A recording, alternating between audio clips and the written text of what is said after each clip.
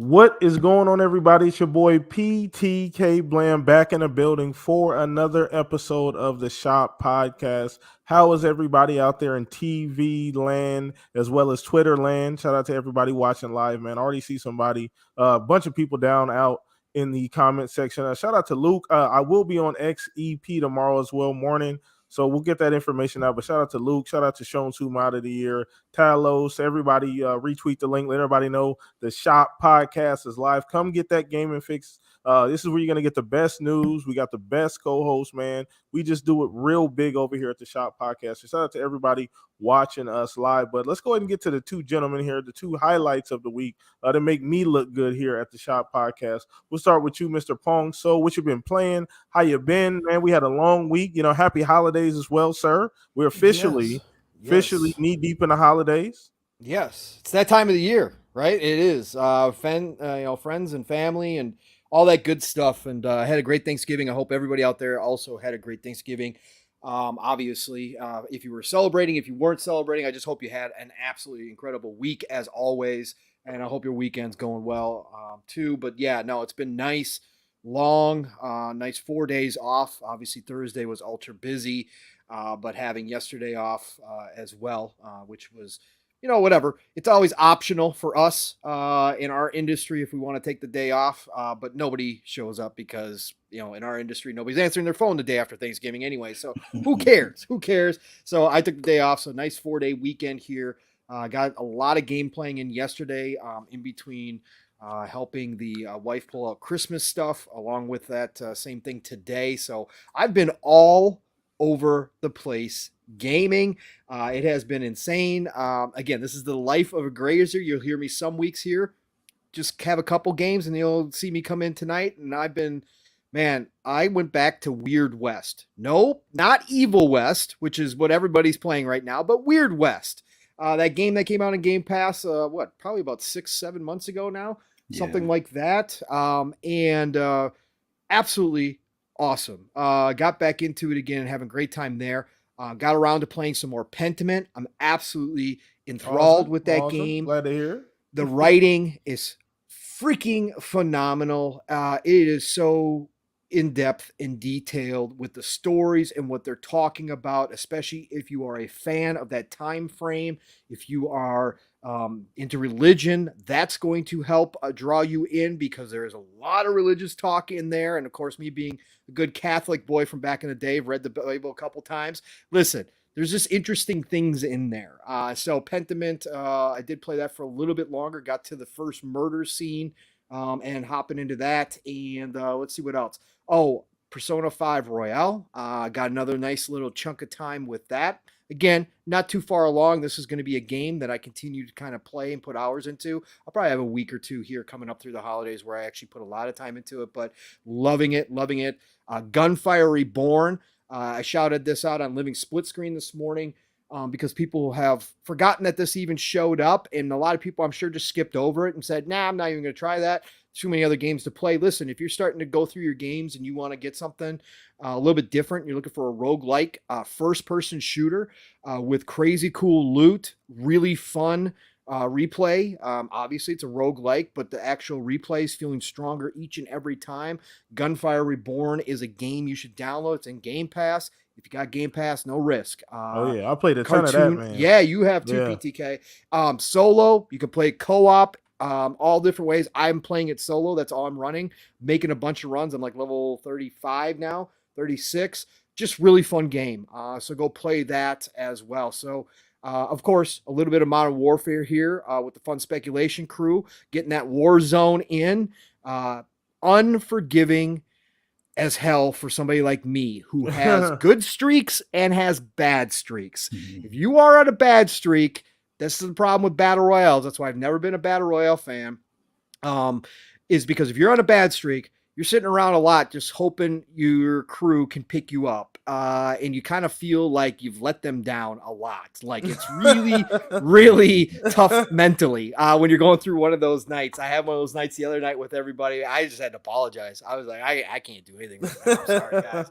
I'm sorry. So That's always been my problem with battle royales, especially playing on a team. It is a lot more fun though. I'm enjoying the hell out of Warzone. This is the first battle royale outside of Naraka that I've really enjoyed, and obviously a lot has to do with the friends aspect of it and just having a good time in there. And you got to have a couple shooters with you though, man. Let me tell you, you got to have your Jaspers, you got to have your Steel Rains, you got to have your Mavs on your squad. But we pull out some dubs, and so I've been having a great time. Modern Warfare is back, and loving every second of it. Everything is rewarding with that game. I can't say enough about it. They've set the bar high for the future. But yeah, that's been my crazy week, PTK. Awesome, man. Glad you're gaming once again. Shout out to everybody who did celebrate Thanksgiving. If you didn't, once again, shout out to you as well. Hopefully, you just had an amazing week with your family. Got some gaming in. Once again, Pong doing a whole lot of gaming. I played a few of those games you mentioned. So shout out to Gunfire Reborn. I got a ton of hours in that game. I believe you mentioned Vampire Survivor. Oh yeah. I'm sorry. Yeah. Again, just like we did Obviously. in the green room, I don't have to even say Vampire Survivors anymore or Snap. Okay, Marvel Snap. Both of them are being played. Okay, period. That I don't even have to say it. That's normal. Oh, bingo. Pretty much. So shout out to Vampire Survivors, man, playing that heavy. I got like 40 hours in that thing. Probably more, actually, to be honest with you. But anyway, shout out to Chat, UK Lad, Shane, RSJ fans. Shout out, what's up, Zinc? Them hot takes coming in, bruh. I don't know if you've used up your savings yet. We got to go back and check the tally. I don't know, where is he at, Pong? Is he used up? I stopped counting. Let's just say that he's got he's got a savings of hot takes that'll probably take a year to Okay, get so rid of. you still bricked up. Yeah, every time I look, listen again. I'm technologically challenged right now with my current setup, so I don't watch the chat the entire time. But every time I do look down at the chat in my phone while we're talking, there's Zinc, and over the past few weeks, listen, he's been coming with the hot takes in there. I just haven't mentioned it because, again, just like Vampire Survivors and Yeah. Snap, we just know it's happening. That's so true. We just Doesn't know even need to be mentioned. Good point. Shout out to you, Zinc. Appreciate you, man. Every week he's here. Once again, mad love, Zinc. Appreciate you, bro. Thank you for hanging out, bro. Appreciate you, man. So let's go ahead and throw this over to you, Mr. Fuzzy Belvedere. I know you've been doing a little game, and we talked, obviously, pre-game. We talked a little bit about, what you've been playing, but what's been going on? How you feeling, brother? Well, a little under the weather, but I'm hanging in there for the most part. When you have kids, you know when they get sick, you eventually get sick, and then you might get them sick, and then they get you sick again. It's just an endless cycle. But outside of that, I've been doing some gaming, some Christmas shopping for the family. Got that kind of like knocked out of the way. Although one of my sons decided I don't know. He didn't give a Christmas list, but I know he's got pretty much all the stuff that he would want anyway from their birthday in October. But the other one is now stepped up. So I got him squared away, got the wife squared away. Just waiting on what my other son wants. But other than that, been getting back, knocking some rust off for Insurgency Sandstorm. It's coming to Game Pass next week. I expect to see a lot of you guys that's in the chat and everybody here on the panel to hop in, give it a try. It may not be the exact shooter for you, but I think it's worth a try, especially with it being in Game Pass. You can't go wrong at that point. But they've done a recent update. They've added some modes. They've added some cosmetics.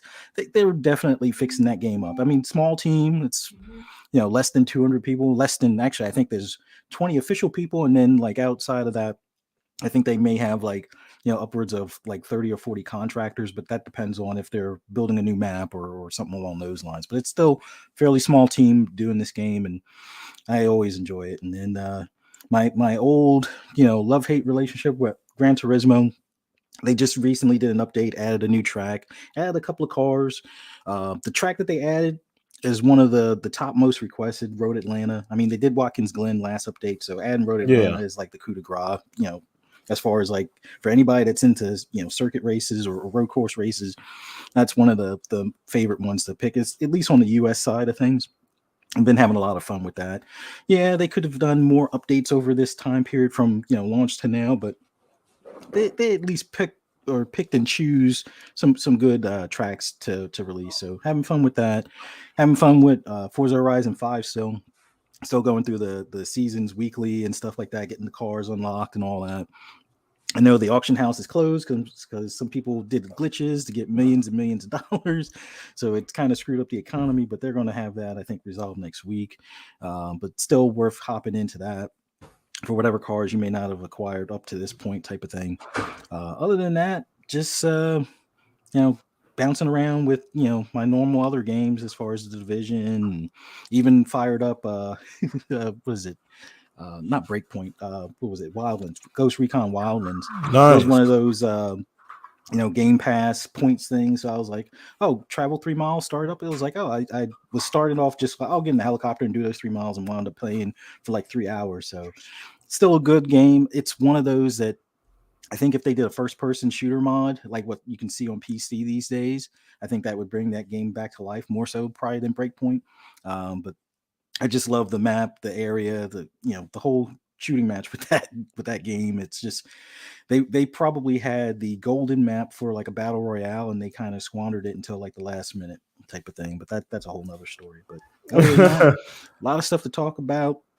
We're probably going to be shooting it. Well, I know I'm going to be shooting it from the hip a good bit, Yeah, just because I man. said I've been out of it with the holidays and whatnot. Yeah. But yeah, I can't wait to get into these topics. So let's go. Well, let's get into it, chat. Shout out to everybody watching. I saw Blue in here. What's up, man? Ashtray should be here soon, so you guys can commence the fraud, and you guys can see who's going to be more of a fraud this week. We shout out to Gabe, everybody watching live. Once again, Zink, appreciate you always here every single week, man. It's been a fairly light week, but we're going to bounce around. We'll always find something to talk about. That's one thing you do not have to worry about here at the Shop Podcast. We always going to bring it every single week, man. We're going to get into this poll of the week. Something like this does help to have when you got these lighter weeks. So shout out to everybody who participated in the poll of the week. Something I do every single Monday on Twitter. Then we talk about it here at the Shop Podcast every Saturday, man. Shout out to everybody who participated. So poll of the week was, which game would you consider to be the sleeper hit of 2022? Now, there was some, I guess you can define sleeper as maybe, some people can define that differently, but these are the options that I chose. So I had Vampire Survivors, Cult of the Lamb, Stray, Tunic. So I would say mine was more of a loose definition of sleeper, because all those games, up to a certain level, they were all smaller-ish games, right? None of those were essentially AAA games. So, I guess just going off that definition, we're going to start with you, Pong. Where you at, man? It looked like the poll was 67% Vampire Survivors. Do you agree with that, or? Yeah, because absolutely, of course I do. I mean, it's a great list. Tunic had some hype behind it. Everybody was kind of looking forward to Tunic. In fact, it had been out there for quite some time, and had been pushed back a couple of times. I mean, not officially announced with a release date or anything like that, but people knew it was getting ready to come. A lot of people were excited for that game. So Tunic had that. Cult of the Lamb had a huge push, as it always does when it comes to Devolver. Devolver is one of the best publishers of indie titles out there, and they market their games like nobody else outside of like Nintendo and Sony. So they did a great job with that. So a lot of people were expecting that as well. Stray had everybody's attention because of the cat. And obviously the cat has pushed Stray over the top into the video game awards. It won the Golden Joystick Award for PlayStation best Game of the PlayStation Year. Game of the Year. I mean, look, folks, Hey, okay, man. we're not even gonna get into this, but this is ridiculous. Anyways, a lot of cat lovers out there. Let's put it that way, which is cool. Again, I'm excited to play Stray at some point when I get a PlayStation 5, or if it does eventually come to Xbox. I'm going to play the hell out of Stray. I was sitting there when they first showed it, and I said, man, I love Stray, when everybody else was kind of going, I don't know. I'm like, a cat in a cyberpunk world. This is going to be a cool little story. I never thought we were going to see Game of the Year nominations. I never saw that coming, but I think the sleeper hit of the year is Vampire Survivors. Unless you were paying attention specifically to the Steam community and streamers in general, you would not have known this game ever existed. Okay, there was a huge following that was built and built and built, and again, I happened to catch it. And because I follow people from across, I've got Stadia players, I've got Nintendo players, I've got everybody, right, in my Twitter feed. It's the only reason why I started seeing this name, Vampire Survivors. And then I went and looked up some videos and watched some people stream it. And that's the only reason why I knew about it. And then like I said, I talked about Living Split Screens a couple months ago with Steel. I was like, Vampire Survivors, I'm hearing about this game because Steel plays on PC. And Steel's like, well, maybe I'll check it out. I'll go take a look at it. He never really did. And there was no word that it was ever coming to console. None. This is a single developer. So out of the blue, Xbox steps in, gets it on Game Pass, Crazy. and then it just explodes, right? Yeah. Then it explodes with all of us fake gamers who don't actually like this game. We're just capping for it because it's on Xbox and Xbox got because no it's on the games. timeline, right? We got to cap for the timeline. Yeah, Gotta real make sure it gamers matches don't. up. Right, Yeah. real gamers don't play these types of games. PTK. No, so absolutely not. You know, I'm only doing this just to get. I'm part of the wave. It's not that good. You just want to be with the cool crew on Twitter talking about it, all that kind of stuff. So no, Vampire Survivors, I think should be the runaway victor here. This game came out of nowhere. This is the definition of a sleeper hit. Like if you just saw screenshots of this game, somebody told you, hey, by the way, millions of people are going to be playing this. Right. Hey, by the way, millions of people are going to be playing this game. You tell that person they're crazy. Okay, in 2022, there's no way that you could convince somebody that this would be as addictive a game as it actually is, as fun as it actually is, if you just showed them screenshots. So this is the definition of a sleeper. Came out of nowhere, grabbed the community by storm, not only on Steam, not only in the streaming community, but just now on regular Xbox community who have been posting. There's still people posting weekly, daily videos. Dude, my feed every day. Yeah. Jason Ronald just finished off his I saw runs, that. So Vampire Survivors is my pick, and I think that's the ultimate winner right there for this one. Awesome. And you know what? It's funny because I didn't catch on to this game until I saw the announcement for Xbox. Then obviously that led me to go to YouTube, which led me to go watch people's videos. Seeing those videos are 6, 7, 8 months old, people playing it on PC kind of got me interested in actually, how old was this game? But people have been loving it since discovering this game, and it is hands down the best value per penny that you can get in gaming, and it's not even close. Shout out to God of War Ragnarok, but for the bang on the butt, this is as good as it gets. This is as good as it possibly gets. It's a distilled gaming experience. This is exactly what gaming is all about. As I explained it before, you have to have games like this that are just pure fun. This is the base of how gaming started. This is what it was always meant to be, and this is what we used to play in a lot of different forms on the NES. But this game takes it up a notch and uses today's tech and obviously a whole lot of experience of building games that this individual developer has taken from all different kinds of sources and really put it all together, mixed it together into like the perfect batch. This game is phenomenal. It really is. And the gameplay loop is so creative yet simple. It's a lot of like intuition. You know what I mean? Like whatever he was thinking, he was on something else when he decided to make this game because the concept is so simple. Then you throw in that 2D old NES format, Castlevania. And you give it away for $3 to $5. Yep. And now you're selling millions of copies. I don't even know how many. I don't know if we'll get any official numbers. Can you imagine the ROI on this? This is Candy Crush, and not I'm not saying Candy Crush Lifetime. No, but I'm just saying the same type of ROI. Can you imagine what this guy probably didn't spend hardly anything to get this game out? Me and Fuzz talked about that. Fuzz, what'd you say? Fuzz said like what, 30K? Yeah, I'm thinking this was like maybe a $25,000 loan or something definitely under 75, like something you don't even have to do a second mortgage on. Like he probably had like maybe part of his 401k. And he's like, you know what? I'm gonna take this towards me working on this video game for a year and a half, or however long he worked on it. And it's like, yeah, I think this, I won't say it's completely out of pocket, but it's something that he probably had to take minimal loans on and is getting that money back probably 100-fold at this point. Oh, easy. And if he was smart and he took the engagement contract for Game Pass that we've heard about, my God, he is just raking it in right now.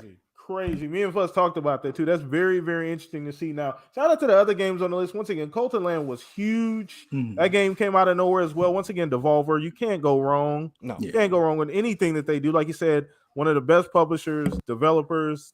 Consistency is what you're gonna get from them. Every year they have a game that's like everybody acts like it's out of nowhere. Like we don't know how good Devolver is. Like we should know by now, right? So, shout out to Colton the Lamb. Stray once again. I wasn't so high on that game. I did see it. It looked interesting, but once again, you got the cat community. They got behind the game heavy. The cat community. It actually ended up being. I watched a couple videos on it. And it actually ended up being pretty decent. Very creative game.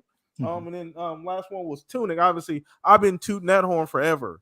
Been wanting to see Tunic. Finally got the game, came out. It was good as speaking me specifically, it was good as I hoped it would be. Actually a lot more difficult than I expected, but it was a phenomenal game. The gameplay phenomenal, art style phenomenal. Yeah. Just loved it. So where you at on this poll, Fuzz? See, I took the sleeper as a little bit different, definition, only because, like, much like what Pong was saying, I saw this game. I can't remember if it was Jez or if it was Lord Addict that was talking about it. Like, they did like a quick, PC stream of it or something, and they were like, "Oh yeah, this is going to be the new crack or something." And I looked at it and I was like, well, it kind of has like even though it's a totally different gameplay than the Among Us type of stuff, but it had all of that appearance to grab somebody instantly, look like it was going to be a fun gameplay loop, just killing things without really having to hit buttons. It's doing it automatically, so it's about your combos and the different things you pick up and stuff like that, and how you move and all. And I kind of saw that one coming. Like I won't say that I thought it was going to be above and beyond Among Us or like a Fall Guys type of thing, but I thought it would definitely be up there, at least on the PC side of things. Did not have a clue that this thing was coming to console, so I kind of kept a blind eye to it. Yeah, that probably means it's a sleeper, but to me, knowing that it was going to be successful, at least on the PC side of things, it kind of, at least in my eyes, disqualified it. So I went with Cult of the Lamb only because that one, and yes, we should know with the Devolver publishing, they pick gems all the time, and it seems like once they get their marketing behind something, it's like the thing that everybody has to have under the tree or on their console or on their portable gaming device. They know how to reach gamers in our language, I guess, is about the best way to put it.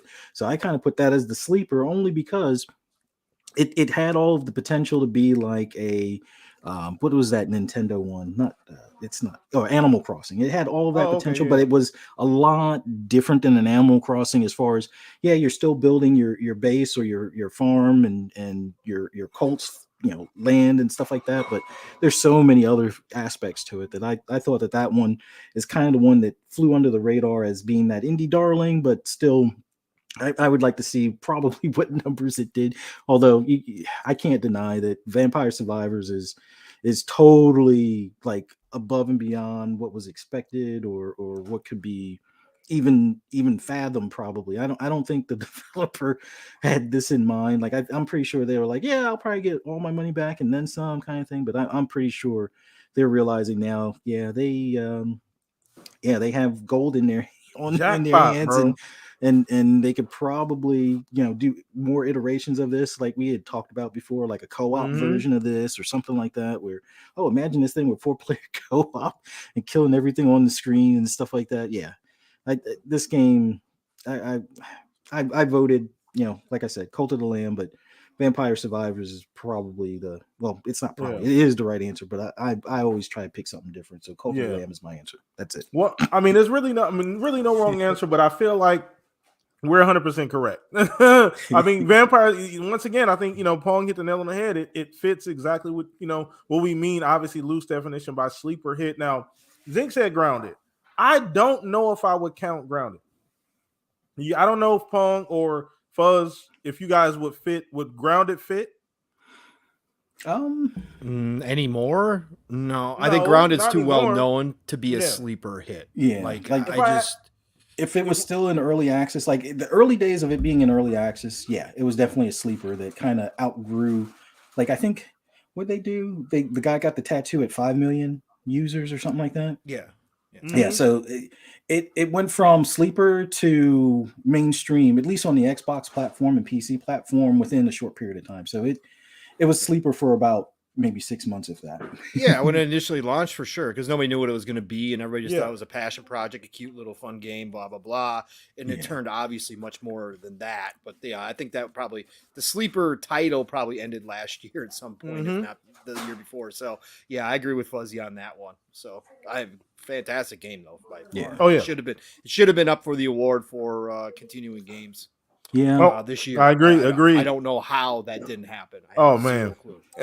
we know it's because it's on a certain platform. Here we go. We just lost the chat, everybody. Shout out to everybody watching. Hey, what's up, Ashtray? I didn't even see you slide in here, brother. How you doing tonight, man? Or in the morning? I know you on the other side of the world, so I don't even know exactly what time, but I believe it's like early in the morning for you. But shout out to you, brother.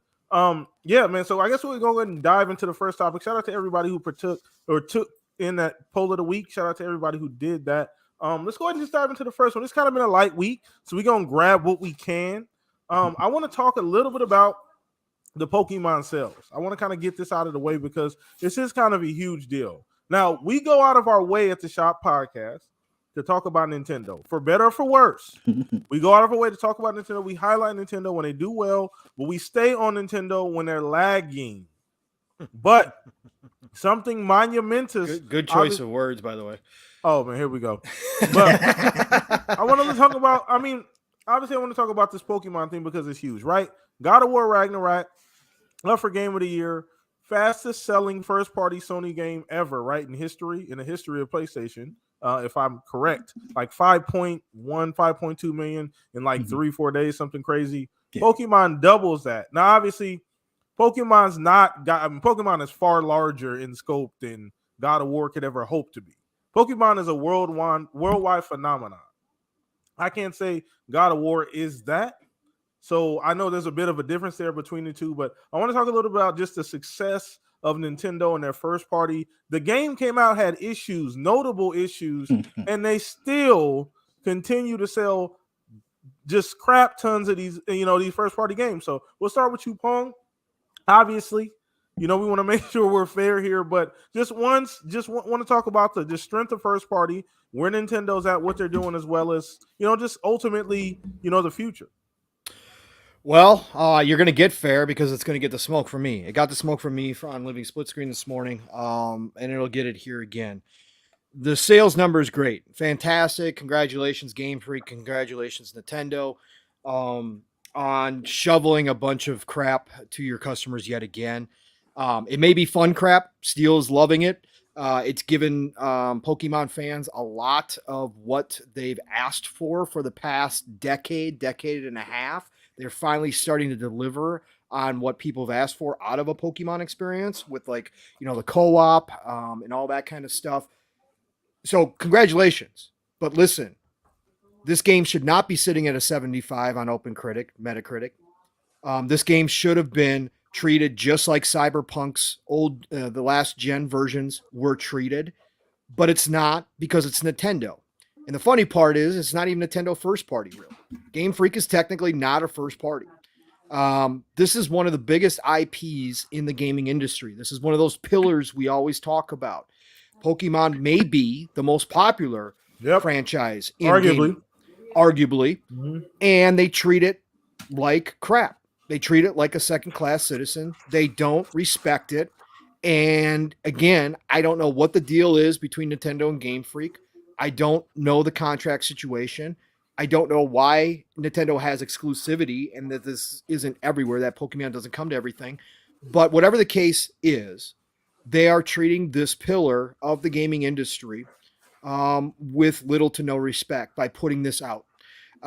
Again, as somebody who loves Cyberpunk through all the bugs, I'm not going to argue with you if you're having a great time with Pokemon and you say, yep, I can live with those bugs. I can live with the performance issues. I just enjoying Pokemon.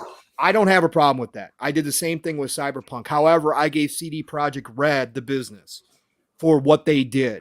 And this bait and switch tactic that these companies are using when their game is not performing properly, and then asking you not only to pay $60 because you only get one version for $60. So for Pokemon fans who want both versions, $120 for a game on the Switch. Yes, I know it's open world. Yes, I know the co-op is untethered. You can go all over the place, do whatever you want to. But we've had bigger games come on the Switch that have performed much better than this, that worked much more graphic intensive. This is what I talk about with Nintendo. Again, I respect the hustle and I respect their place in history, and what they did for the video game industry probably would not have the industry as we do now without Nintendo obviously pushing it, okay? I will always have respect for them. Where that stops is what they're doing these days to their customers, because they've developed a rabid fan base and they take advantage of that rabid fan base. That fan base should be up in arms. Again, I follow Nintendo people. I go watch Nintendo people's videos. Now, there's some in the Nintendo community that are speaking up about the situation with Pokemon Scarlet and Violet, but there's a larger majority that are laughing it off or saying or not saying anything about it at all. Again, if you want to go purchase the game, that's up to you. I did the same with Cyberpunk. I could argue all day long with people about whether or not the bugs were bad on series consoles or not. That's a choice that you have to make for yourself. So I'm not going to fight you there. But to not criticize Nintendo, to not criticize Game Freak, and again, Nintendo's the publisher, so I give them equal share in this smoke because Nintendo saw this game prior to it being released. They knew the state it was in, and these bugs that we're seeing, these aren't small bugs. These are cyberpunk bugs. The performance issues aren't small performance issues. We're talking about sitting there waiting for textures to load in, pop in everywhere. For them to look at this game when Game Freak brought them one of the final copies and for them to say, yeah, no, this is good enough, push it out there. That's wrong from Nintendo's side. They should have said this is not Nintendo's seal of quality, which used to mean something when they stamped that on a box. And they should have said, no, fix this, get it right. We know you're playing with old hardware because that's what we're providing you, but it does not matter. We have many of examples. The Witcher, for God's sakes, is on the Switch. Xenoblade just came out. Xenoblade Chronicles 3. Huge open world game. Has very little issues anymore. The older ones did have some issues. This one, very little issues comparatively speaking. Again, we're seeing bigger games on the Switch still perform. So yes, Nintendo has provided less than hardware for these developers to work with, but we have examples of why this should not be a problem here. And they're holding back an IP. They are keeping this IP from getting even bigger and better because it's just good enough for the fans. Because the fans, they know, are going to buy it no matter what. And again, 10 million in 3 days says it all. Respect the hustle, Nintendo, but I don't respect your lack. I don't respect the lack of I guess I don't respect the fact that you look at your customers and say they are going to take it, whatever we give them, because we're slapping a Pokemon name on it and they're going to love it. We gave them some little bit of, some of the stuff that they've been asking for. They'll be happy with that. And that's exactly what's happened. But they overlook the rest of the game itself and the performance issues and all the other stuff going on with that. Again, it's disheartening to me. That's not what I want to see in 2022. Again, for smaller dev teams, for dev teams who are just starting out, AA, that's the kind of stuff we expect. Pokemon should be treated with the utmost respect out of all of those. And they really should put their best foot forward. And I don't believe this is their best foot forward. If there's any opportunity to get this away from Game Freak or maybe buy Game Freak finally after all this time, Nintendo, and just call Pokemon your own, whatever it is, I don't know. I don't know what the situation, whatever the case may be, if you can get it away from Game Freak, maybe it's time to find somebody else to do it. That's all I got to say. I'm just really disappointed with overall the community, more so the Nintendo community not speaking up. You know what you get when you come into this community from the Xbox side of things for sure. All of us more neutral gamers, and again, people don't believe that, but yes, there are some of us that are more neutral gamers. We speak up on across the board when we see issues like this, whether it's on Horizon, whether it's in Gotham Knights. You get the smoke when you don't live up to 2022 standards.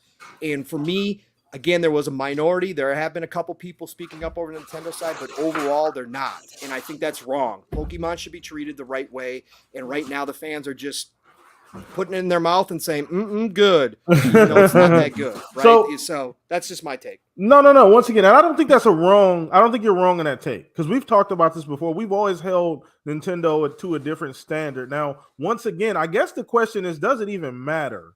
Because as you can see in the chat, shout out to Sirens below. I think that what Nintendo's been able to do with the market that they attract, with the type of devices, the type of games, and the type of gamers that they attract, those things just don't matter as much. I mean, you could argue that the IPs are just that damn good that it just overpowers everything else. But there's a Disney magic to what Nintendo does. And that's the only thing I can compare it to. I was thinking about this last night because I knew we were going to talk about this. And Disney was the only comparison I could come up with to, like, there's this magic about the games that people just will, like, overlook everything else. Now, to be fair, Nintendo's ecosystem, the way they built it, a lot of the stuff that we look is like just baseline normal. Like, that's not even like, those are not even features, services Nintendo doesn't even offer. Like, they've never offered those things. So I guess you could argue that from that standpoint. And I'm not saying that for Pong, it's like, all right. But look at what Jasper said. This Pokemon game is the closest we've got to what the TV show was. That's like Disney magic, bro. How do you explain that? Well, you can, but that's my point. But the fact is, if Disney doesn't put out good, high quality products, they hear about it. Okay, the Star Wars community spoke up with Disney, even though we're getting more Star Wars than we ever have in our lifetime. Those of us that grew up on Star Wars, they still get the smoke when they don't do Star Wars right. Oh, true. Right? That's what I'm talking. That's what I'm saying. That's what I'm saying. So Nintendo shouldn't be exempt from this. That, again, that's fine. And others think you're wrong. It's not just kids playing Pokemon anymore. Again, I just told you, Steel and his brother, Pokemon's been around too long now. Go look at the Nintendo community on Twitter. It's not kids playing Pokemon. Those are these are adults. 25-year-olds, yeah. Yes, that generation grew up on Pokemon. They're now adults, and they're buying these games still to this day. So it's not just kids. I understand the kid argument, because plenty of kids' games, if you go play them, you're like, oh my God. Kids don't care. You're right. They don't care. That's why they play Minecraft. That's why they play Roblox. It doesn't matter to them. But there's a lot of adults playing these. Nintendo Switch is popular with adults. We got to face that fact. We all like to say that Nintendo is the kids' console, but it's really not. There's a large percentage of adults playing with Switches right now. But the fact is that Nintendo gets excused. Again, the reviewers, why does this have a 75 in 2022? This should have been cyberpunked. This should have absolutely 100%. But the reviewers, if you go read the reviews, they mention small bugs here and there. They polish over it too. And that's on the reviewers, because there are a lot of the masses that go to the reviewers to look for these games, and they don't call out Nintendo. It's that same concept. Nintendo does get breaks where other companies won't. And again, some of it is earned. But when it comes to 2022, and it comes to one of your biggest franchises that you own, I just don't think they should get the pass on it. Halo didn't get the pass on it. Okay? Big franchises don't get the pass on this stuff. You got to give it to them when they come out with this stuff, because again, even if you say to you it doesn't matter, as I said with Cyberpunk, and again, even a development team like Bethesda, beloved across the world, has a nickname called Bugthesda, okay, that has stuck. They get the smoke on their games from a portion of the community as well. Now, there's some of us who do say, hey, it's a part of Bethesda games. Most of the bugs, as long as it's not a game killer, we're cool with up to a certain point, but they get called out on that stuff as well. And they got the nickname. They've earned the nickname because of all that stuff. So again, why Nintendo's immune from this, or why Game Freak gets a break, that's the part I just don't care. Well, if for you, if it doesn't matter, again, that's totally fine. I totally understand. I called Cyberpunk Game of the Year for me, despite all the bugs, okay? And again, I had less bugs than most people on the Series X, but I came here and I said, if you own a last-gen console, do not buy this game, okay? If you have the PS4 or the Xbox One, do not buy this game. And then I laid into CD Projekt Red and their management team for the bait and switch that they did, hiding that last-gen version, pushing it out the door, and then letting everybody buy it and find out about it. All the review copies were PC or current-gen copies. They didn't let the reviewers even see the last gen. That's how they did that. Pokemon, again, I don't know what happened. Nintendo just gets away with it. I just get frustrated with that. So I see a lot of arguments too. And shout out to chat. What's up, Boba? Shout out to Talos, RSJ. Shout out to everybody hanging out, man. Hit the like button on your way in. Subscribe.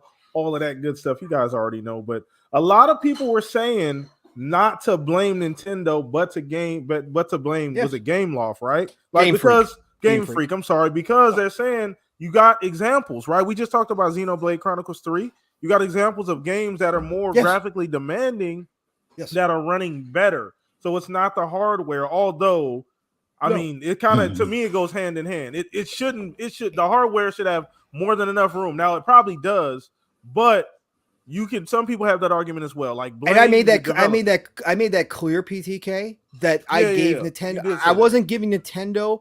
Again, the devs know what they're going to work with when they work on the Switch, right? It's limited. But again, we've seen other third parties do it with big games just like Pokemon. But the problem being is where the responsibility does lie in Nintendo is they are the publisher, meaning they approved this. Again, back in the day, Nintendo created the Nintendo seal, right? For a reason, a seal of quality, that no game left their first party was published by Nintendo without that seal of quality. And they expected games to live up to that seal. Nintendo published this game. They got to see the final copies of this game before okaying it, and they okayed it. That's what I'm saying. And again, these bugs aren't things that just sometimes games release and they have more bugs because there's just not enough game testing you can do. These bugs that we're seeing, there's no way they did not know they were there. There's no way they did not see this. I agree. So I mean, the quality control should be that's where through it the falls roof on for it. something like Yeah. Pokemon. You would assume. And I Yes. think that's what we're going based off, right? The arguably the biggest franchise on any of the on any platform, right? You can make an arguable case that it absolutely is. Even Minecraft, like even over Minecraft. So like that, the standard, the quality should be through the roof. But once again, we're seeing all these bugs, things like that. Now the argument has always been, I've always talked about this. I've been pretty vocal about the fact that it just doesn't matter. And once again, the community, take that how you want. Shout out to all the Nintendo fans out there, but I just don't think that's a priority, right? Like, I mean, the characters, the IP, story, stuff like that seems to take precedence over like even basic things like gameplay, like just really, really basic things. So Fuzz, where you at on this, man? It's awesome that they sold 10 million copies in such a short period of time. But much like Pong said, it given the state of when the game or how the game was released is inexcusable. But for me, I look at Nintendo a little differently, and I can't wait for somebody to do this is probably tinfoil hat territory, but I can't wait for somebody to crack the code on the music used in Nintendo games as being somewhat hypnotic type of deal. Like, I'm not saying that everybody's hypnotized that buys a Nintendo game, but it just seems like for a company that's so opposed to you playing their music in any other format, or even while playing the game or streaming it or something like that, there's got to be a reason. And my prior military service tells me, they probably know that there's something about that music that if it gets into the wrong hands, that it's going to be exposed, and there's going to be some sort of conspiracy story that brings them down type of deal. Yes, I know I'm going completely left field on this one, but Nintendo, you can't knock their hustle on their attachment rate. They are the kings of attachment rate. They know how to put the hardware in your hands and get you to buy at least one of their games every so often. Like, whatever they got in that formula, I know Xbox and PlayStation would love to get a sniff of it. Priceless. But it just seems like, if there's 50 million Switches out there right now and the game comes out, almost 20 million of that copy of that game is going to sell. It's not guaranteed, but a lot of their IPs do that, whether they're the first party or it's the published by Nintendo type of thing. A lot of them hit record numbers within a short period of time, and it could be that maybe Nintendo players are that type of gamer where they're going to buy a lot of games for that hardware. They know what they're getting into, and all of those games appeal to their core gaming, prowess type of thing. So, awesome sales numbers. I hope they patch it so it runs a little bit smoother. But we all know what the fix is: either new hardware or emulated on other hardware. So it is what it is. But awesome to see, but not the bugginess. But it is what it is. And it is impressive, right? Like, either any way you want to slice it, it is always impressive that Nintendo was able to consistently do this. For better or for worse, right? Like, I understand some of us stand on different sides of the fence, but for better or worse, Nintendo has consistently been able to do this. So we're going to go ahead and pivot. And shout out to everybody in chat right now. Once again, hit the like button, subscribe if you have not already. Go ahead and pivot and throw this over to you, Pong. I know it's kind of been a light week We got some stuff in the DMs that we could talk about, but where are we going with this, man? Yeah, it's definitely been a light week, and I've been definitely in vacation mode here. But we did get some exciting news this week. We did get some exciting news coming from the aforementioned CD Projekt Red, by the way, who are trying to do everything right as their stock took hits. But we did get some great news because they actually did a full breakdown. And I don't know if you brothers got a chance to watch any of it, see the highlights of it, or anything like that. But I'll break down some of the stuff that's coming to The Witcher 3 with the next gen patch that they are dropping December 14th, just in time for the holidays. Another game, sure. Many people have played it. Many people have played it multiple times. Many people, like myself, have tried to play it multiple times. Mm-hmm. But we are finally getting a current gen patch for free. And I wanted to run through a little bit of the breakdown of exactly what we're getting, because Steele pointed out something this morning to me behind the scenes. We actually didn't get to it on Living Split Screen and talk about it, but he pointed some things out to me. That part of this community is saying that this is not good enough. And I wanted to talk a little bit about just like, I want to get your guys' opinion on what you're seeing from The Witcher 3's current gen update. I want to find out if you guys are going back to it or not. If you guys are going to make time for it, obviously with the the backlogs that we all have, the libraries of games that we all have now. Is The Witcher 3 going to get another run, or maybe a first-time run? But I also kind of want to just touch on this discourse, because I don't get this community a lot of times. I don't get the people out here a lot of times. And I know there's people out there that don't get me all the time either. And I don't try to understand everybody. I know there's going to be people with different opinions, but I don't know how a free patch could be any better than this, especially if you go look at the side-by-sides too. But let me run this down real quick. So there's a full video out there. They had the devs from CD Projekt Red. Super, again, whatever you think about CD Projekt Red, again, I blame Cyberpunk mostly on the upper management side of things. I don't think the devs themselves were out to create a bad experience for anybody. I think management forced it. So I've never looked at the devs there any differently since Cyberpunk. And when these people get on camera, they are actually genuinely excited for their games. Like, they love what they're creating over there. And for them to go back to The Witcher 3 after all this time, one of the best-selling RPG games of all time. A lot of people consider it a GOAT of all-time RPGs. For them to go back at this point in 2022, the end of 2022, and put out a free patch, I think is pretty incredible. So let's run it down here. So we're going to get added missions. They're adding some missions into the game. We're getting mods to the console version from the PC version. We are getting 60 frames per second performance mode for both the PlayStation 5 and Series X, or 30 frames quality mode with ray tracing. Getting real-time global illumination and ray tracing ambient occlusion, FSR 2.0 implementation, reworked foliage, improved textures. We getting you can now pause the cutscenes, which a lot of people don't remember. You couldn't pause the cutscenes back in the day. So if you had something to do, cutscene came on, you were stuck. New subtitles, and a whole lot more.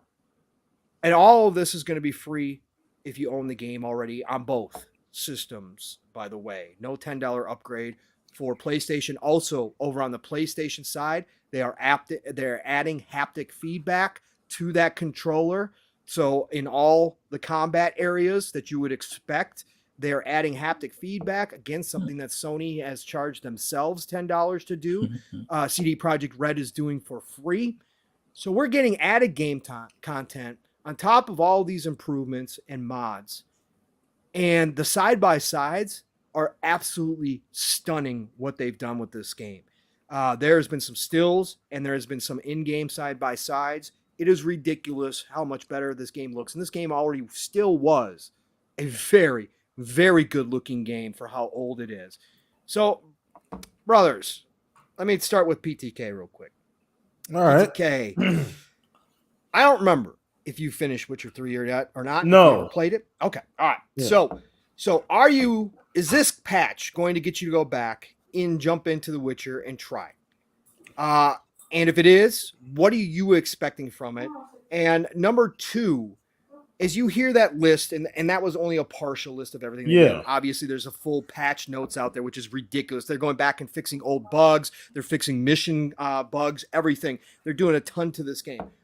Do you think that anybody has any real basis to say that this is not worthy of a free patch, that they should have done more than this to The Witcher 3? What are your thoughts here, brother, on this? So for one, so I didn't play this game. Now it wasn't because I didn't want to or didn't have a desire to. I just, once again, back then it was just straight up like Call of Duty. It was just a bunch of other stuff going on. Like I was just stuck. Destiny, a whole bunch of that around that time. So I didn't get to Witcher 3. So shout out to, hold on one second.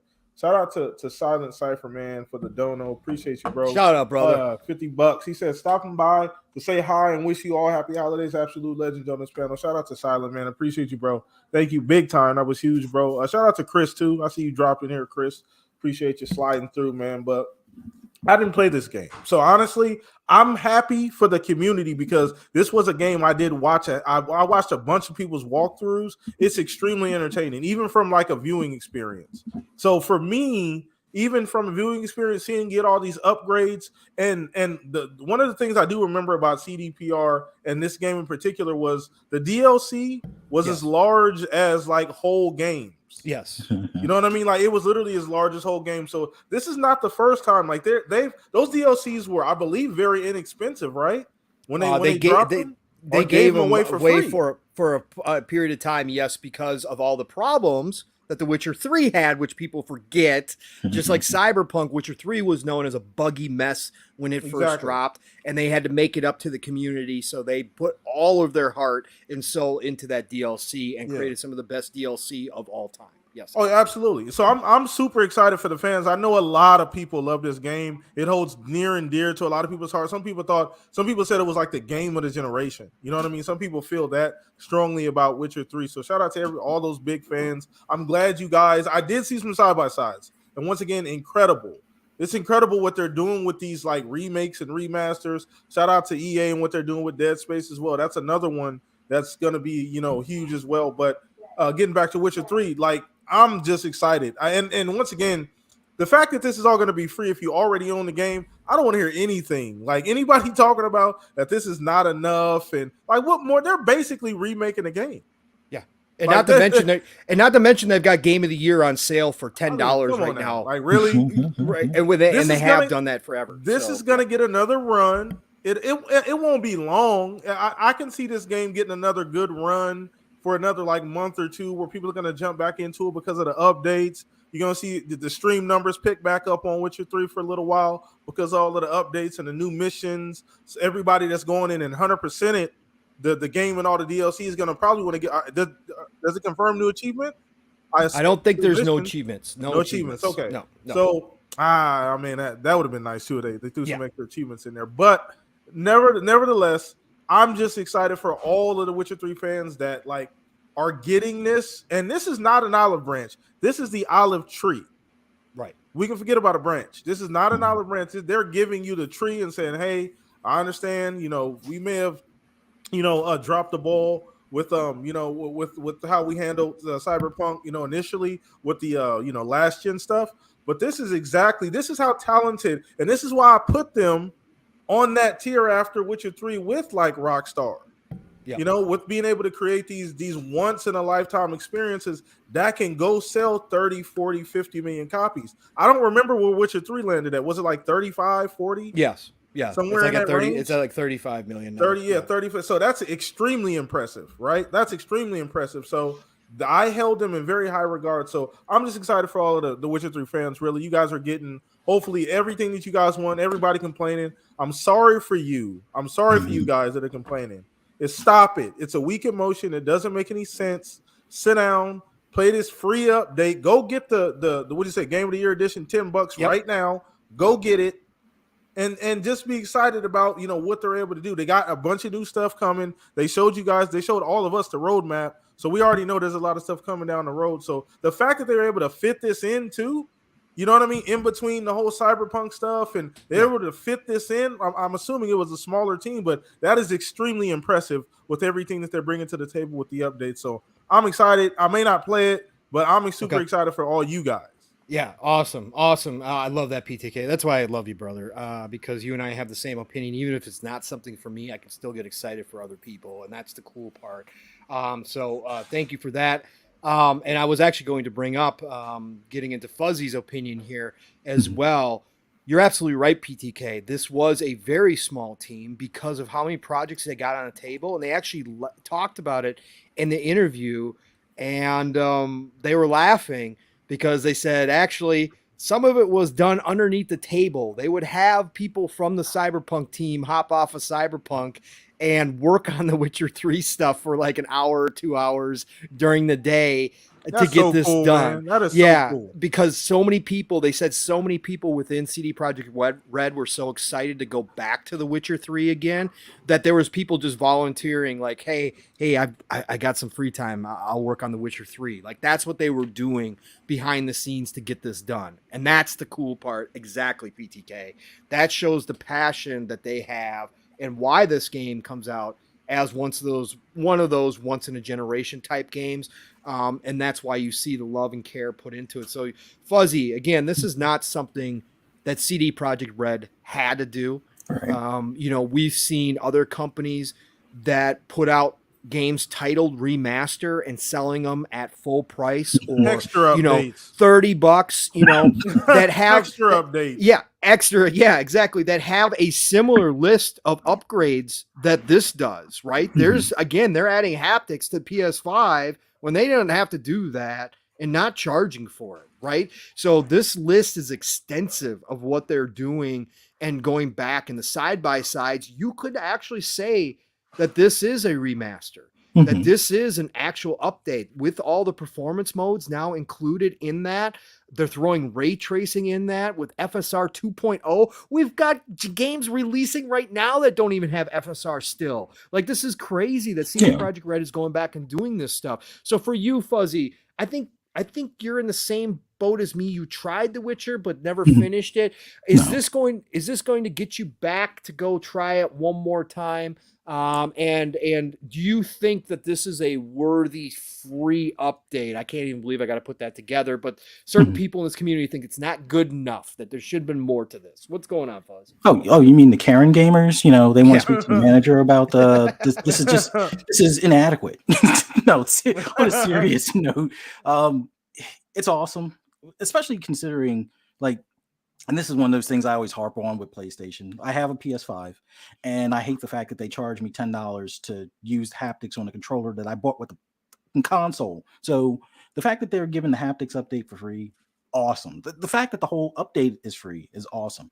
Will it get me back into the game? More than likely, because the thing that broke me from this game from finishing is I had it on disc, made it a decent way. I had about maybe 20 hours in. And then me switching from disc to digital, I made the mistake of buying the Game of the Year edition, thinking that it would count as the same game, just with all the DLCs and all the other stuff. And it's a totally different SKU. So different achievements, no progress carried over. I was pissed.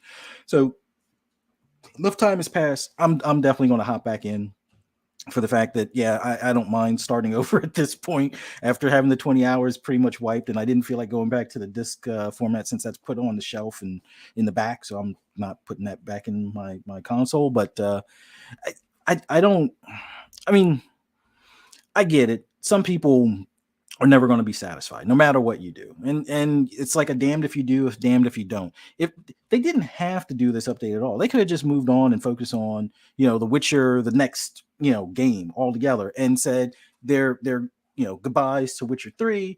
They sold 35 million copies, Fuzz. I mean, Seriously. Exactly. So they didn't have to do anything. The fact that they did stuff, and if you already own the copy, you're getting this update for free. That's awesome. Like, I think more studios should get kudos for doing stuff like that. And it's not a knock against certain platforms where they want to charge you or nickel and dime you for every goddamn thing.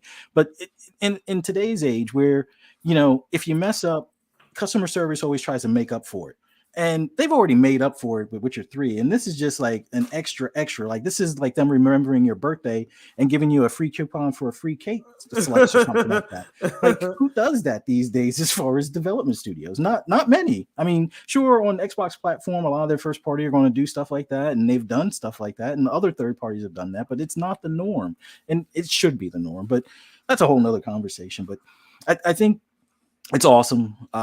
It's going to get me back into the game, and I think that's the whole point. That's people enjoyed this game. A lot of people enjoyed this game, and if there's anything that could draw more people into experiencing this game, I think that's what the dev wants.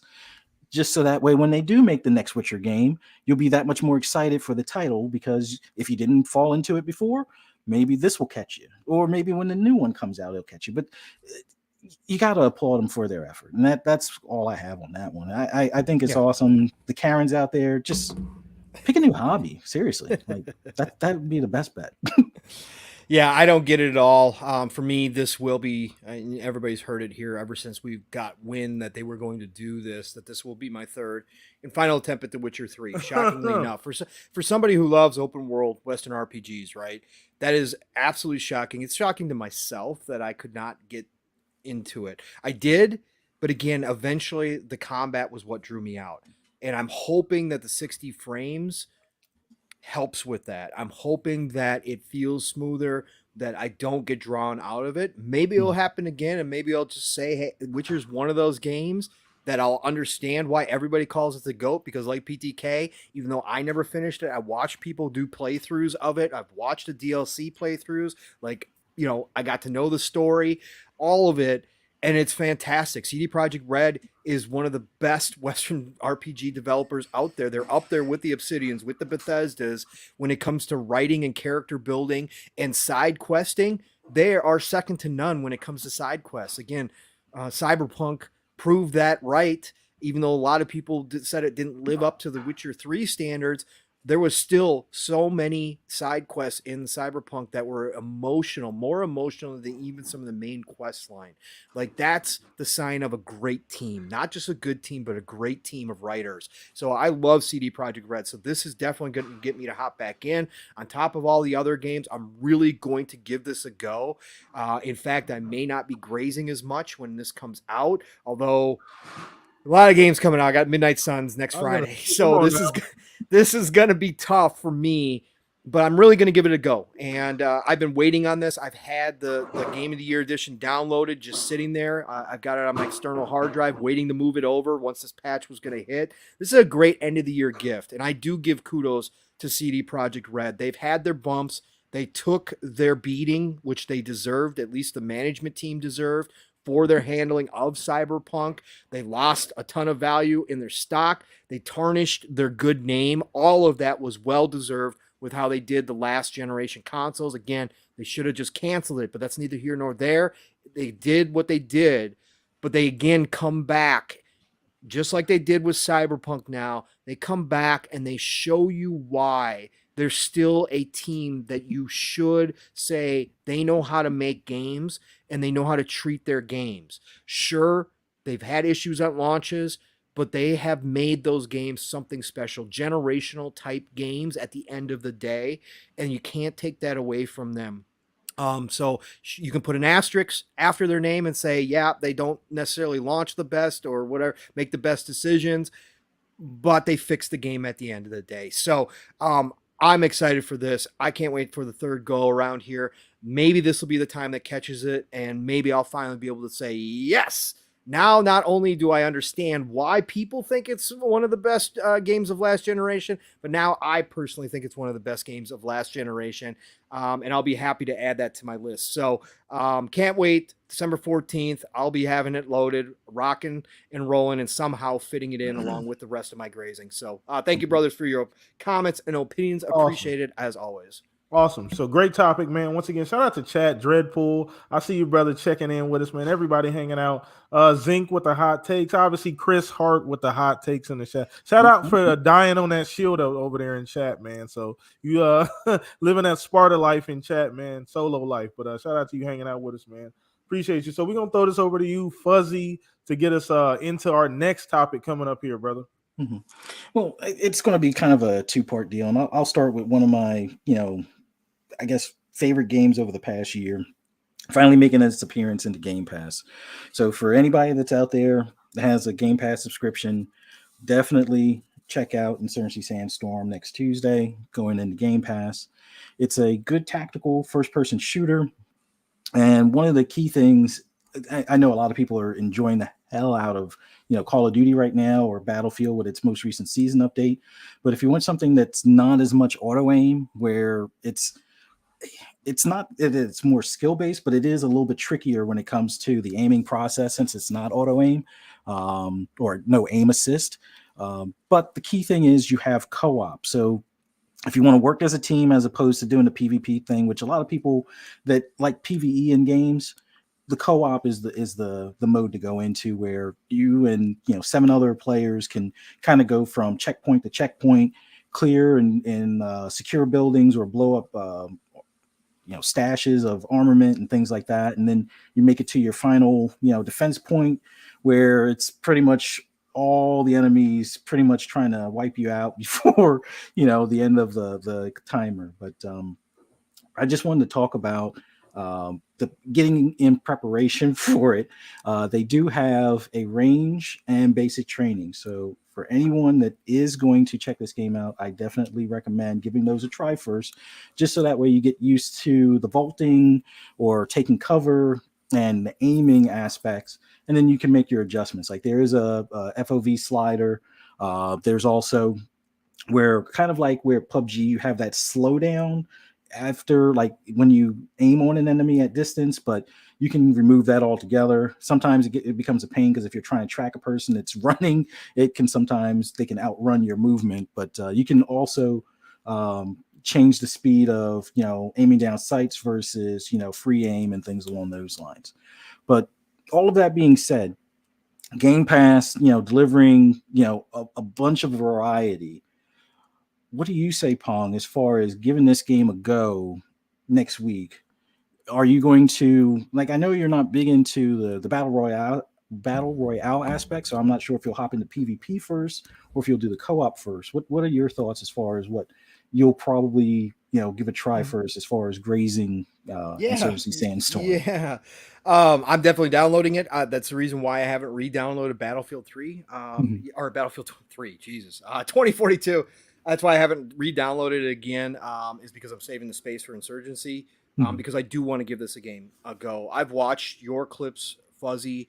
I've watched other people play it, and this gives me the old Rainbow Six vibes Mhm. from a tactical aspect, and that is a different type of game. Just like Battlefield is different from Call of Duty, Mhm. this game is different from both of them, and I love that. I love having an opportunity to get into a game that offers me something a little bit different.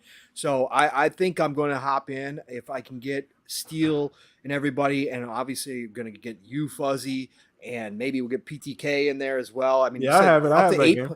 You got the game too, right? Yeah, Yeah. and Mav is going to re-download it because he did buy it originally. So I Mhm. think we will be hitting that co-op. I'd love to hit the co-op, and I'd love to get in there and try that out. This game has everything that I want in a different style shooter, and yeah, I'm definitely fitting in the schedule. I've got it in my play later list. Can't just waiting for it to be able to pre-download, and I'm going to have it pre-downloaded for sure. Nice, nice. Yep. So PTK, with having this game already Hmm. installed, are you going to give this one another go, or Yes. do you want to hop into the basic training, or at least the range, trying out different weapons? Which, by the way, they've added a lot more weapons since the original release of this game. There's a lot more gunner weapons, a lot more breacher weapons. So there's some better shotguns, SMGs, and LMGs in this game, and a few ARs that are clutch as far as higher rate of fire and things along those lines. So as far as the thing that you'll try out first after, let's say basic training or the firing range, will you hop into PvP first, or do you want to give the co-op a try? Well, we've played this game together a few times, right? Mhm. Me and you played it together. Shout out to your sons as well. They're awesome at the game for carrying me. But no, yeah, I definitely want to jump in and give it another try. It's a fun game. Once again, Game Pass, and I had this game pre Game Pass, by the way. So But this game, once again, Game Pass has helped me kind of expand my horizons. Like this is Mhm. very much older Rainbow Six ish, breach and clear. You got to move as a unit. It's a lot more tactical, not as fast twitchy, right? Mhm. You kind of set up and you know your choke points, you know where stuff is happening. You got like stuff you can call in to help and assist you, but you even got to be aware of that too. You know where that's at, when it's coming. So it's a lot of tactical stuff, and I'm generally more of a like I don't even want to think while I'm playing. Right, that's like my Yeah. best trait as a gamer. Like it's like just instinct. So this is a little slower, but obviously it's something I definitely want to jump back into. It's gonna be it should get an influx of people playing it Oh yeah. with it hitting Game Pass. I'd Mhm. like to see it, kind of get up there and have a lot more people try the game. Pong said he's going to try it. That's going to be awesome. And once again, we can all play this. So you said, I believe it's up to 8 players, correct? Right, Co-op? 8 players for the co-op, and then I PV, think the PvP I think is 10v10s. yeah. Um, So, yeah, and you can I don't, definitely get Crazy a good. decent sized Yeah. did squad. we play PvP at all? Or did we play I don't think PvE the whole time? I think we were playing the PVE the whole time. Yeah. There's quite a few modes for both for PVE. Like there's uh, where you clear waves and you get better weapons as each wave clears. Um, there's the one where you start off with pistols and you can pick up weapons as you go, either off of enemies or out of crates. And you have to, extract at the end, get to the Yeah. helicopter, get to the chopper, basically. And then there's the checkpoint one where it's like you're an 8-man squad going through an area. You have to clear buildings. Once you clear the building, it's either blow up the cache or move on to the next building, or sometimes the enemies will decide to kind of pin you down in that building and you just have to hold them off. And you yeah. can play both the security side and the insurgent side. The security side is the overpowered ones because you can call in helicopters if you have a commander in the group. You can call in the A-10 to do some heavy fire on a particular building. You're speaking my language right now, I Fuzz. see. I can't wait. But Can't Pong over wait. there daydreaming. I can hear you just Yeah. Now, if you nodding play as the off over there. insurgents, you can call in gas attacks. You can call in drones. Like basically, it looks like one of those remote drones, like a DJ-10 or something like that. That basically has C4 strapped to it. So if you hear like something buzzing and you're on a security team, you might want to take cover so you don't get the head trauma from that thing exploding near the building. But yeah, it's got a range of modes, and they've added some new PvP modes, which I think this was something that was actually in Rainbow Six, where it was like bomb defusal. They Yep. now have it where there's going to be 2 sites. The one team can go to the first bombing site, the other one can go to the other. But as the security, your job is to disarm it, and as the insurgent, it is to arm it. So you're basically unlimited respawns. It's chaos, but it's fun chaos. But that's one of their newer modes. But yeah, there's so many different things to give a try, and just my favorite personally is Checkpoint. There's hardcore Checkpoint, but it's a lot less forgiving. Like it's almost like if you were to compare it to, let's say, the Division, instead of fighting red bars, you're fighting elites. So they got the heavy armor on, or they might be, backed by a sniper at the high point. So if you see a glimmer in the distance, you better run, type of thing. But that's for hardcore, where it's I would say more realistic in the sense of, every corner is going to be, treacherous type of thing. But yeah, that's awesome, guys. That's the first part of the thing. The second part, I know I've given Gran Turismo all the smoke in the world for its microtransactions and just the seemingly unpreparedness they did at launch as far as the lower payouts for winning races or participating races, which they kind of rolled back a bit. They just had their 25th anniversary update within the 25th anniversary edition of the game, so they have higher payouts, although it's a one-time thing of million or more, and they have like the viewership for the esports stuff. If you watch that and answer some questions, you can get some high-value prizes. But I just wanted to say, for anyone that was on the fence for Gran Turismo, whether it be based on what I was saying or other critics were saying, it's worthwhile picking it up if it's on sale this holiday. If you're into racing, regardless of what platform, but primarily if you have at least a PlayStation 4 or 5, it's definitely worth the pickup, and it will make a good go-between while waiting for the next Forza. Yes, it may not be a complete replacement or substitute, but there's some tracks that I absolutely love from Forza, like Watkins Glen and Road Atlanta, that have finally made their appearance into Gran Turismo. It's still not playable offline, but their servers have been pretty solid. But it's still a gripe of mine. They finally added the ability to sell cars, which was a gripe of mine. They advertised that you could sell cars, and they didn't implement it until just a couple of days ago. But finally, that's available. So if you get a prize car that you really don't want, and you could stand to make a couple $100,000 off of that Lamborghini when you didn't necessarily want that particular Lamborghini, you can now at least get some of the cash value out of it. But as far as games as a service, right now, I guess the question I have to pose for you guys, and I'll start with you, PTK. When it comes to the two platforms, or actually even including Nintendo, which I know we talked at great length about Nintendo early on, who do you feel has devs that have the better grip on games as a service as far as ongoing support, or do you feel that third party is probably better suited for that type of game or genre? That's a great question. That's a great damn question. I never would have thought of that. But so, all right. So just off the top of my head, so I mean, I got to go Xbox, right? Game Pass is, kind of a perfect example of the idea of games as a service, how to nurture, how to do that the right way. Now they don't have a ton of like first party games as a service games, but there's more coming. Obviously, Halo, a huge franchise transition to games as a service, that's going through its growing pains, but we can already see the fruit kind of on the tree with Forge, and then you got another season coming in March when you get the people being able to actually look up these maps and play them and share them and actually all get on these maps together with a custom, matchmaking lobby, whatever you want to call it.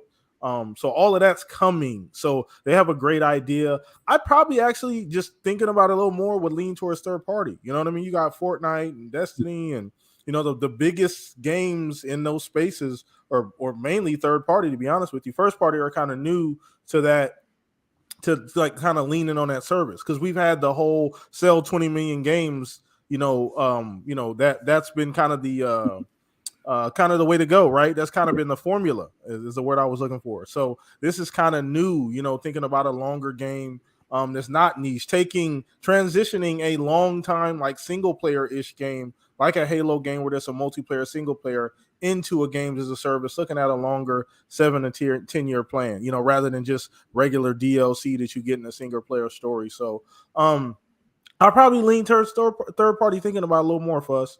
Okay.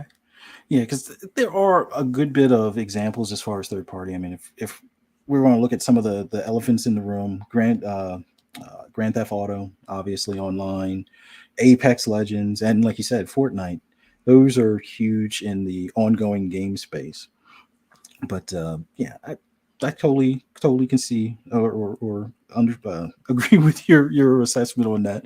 What do you say, Pong? As far as when it comes to ongoing live service games, which platform or possibly third party who do you feel has the best grip or the best understanding of that gaming genre right now?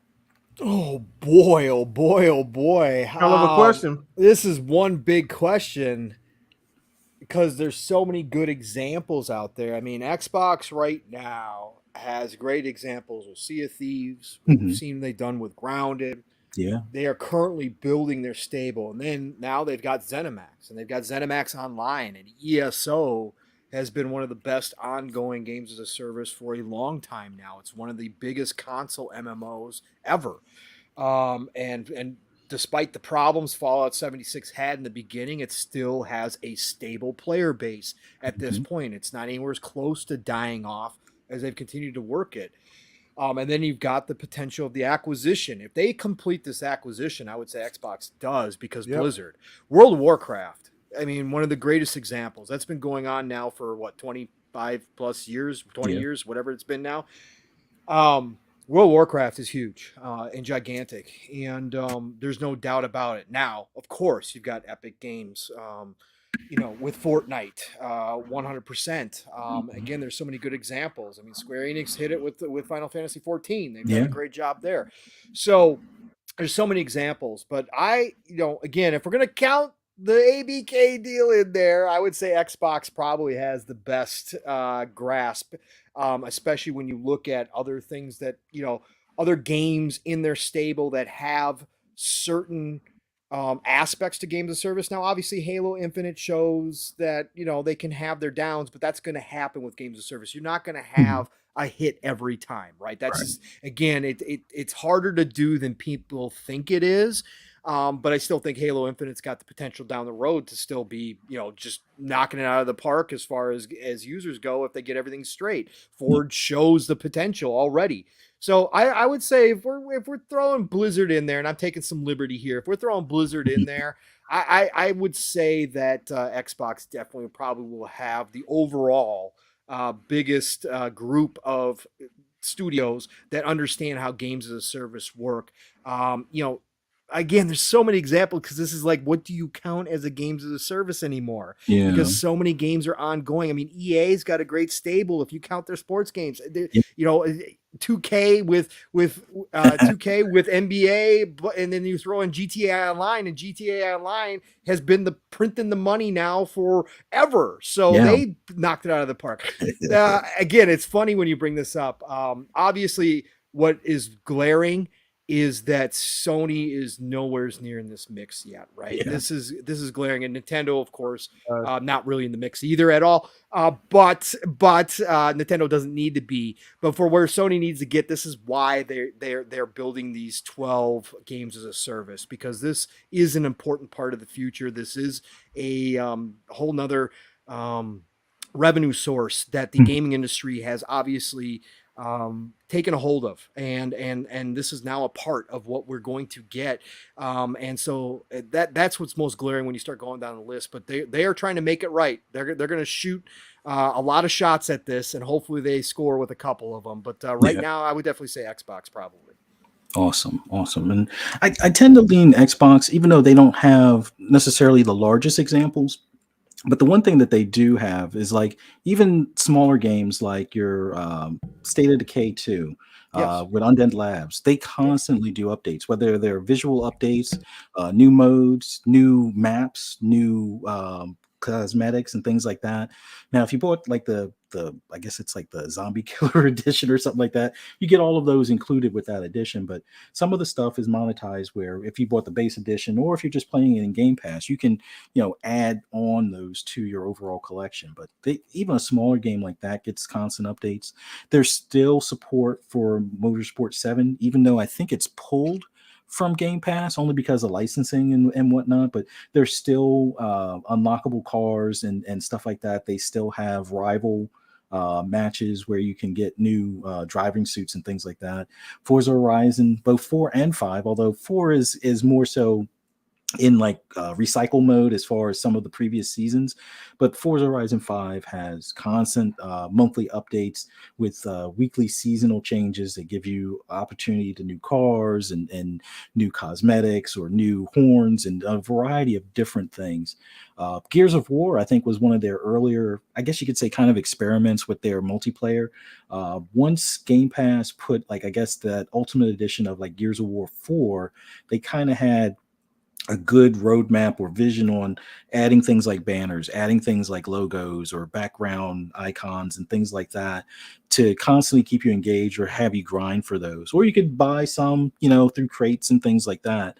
But they've like steered away from like the loot box aspect and more so had it where it's obtainable through gameplay, or you could, much like you can do in Halo, you can kind of, pay to skip ahead or something along those lines with some of the or use up some of your season points or something like that to unlock things faster. But I think Xbox has, at least at the moment, the better grip as a whole. But there are, like you said, both of you guys, there are some awesome examples of studios. Like if you look at Epic with Fortnite, you look at Rockstar and Take Two with both Grand Theft Auto as well as their 2K series, EA with their sports, FIFA and Madden.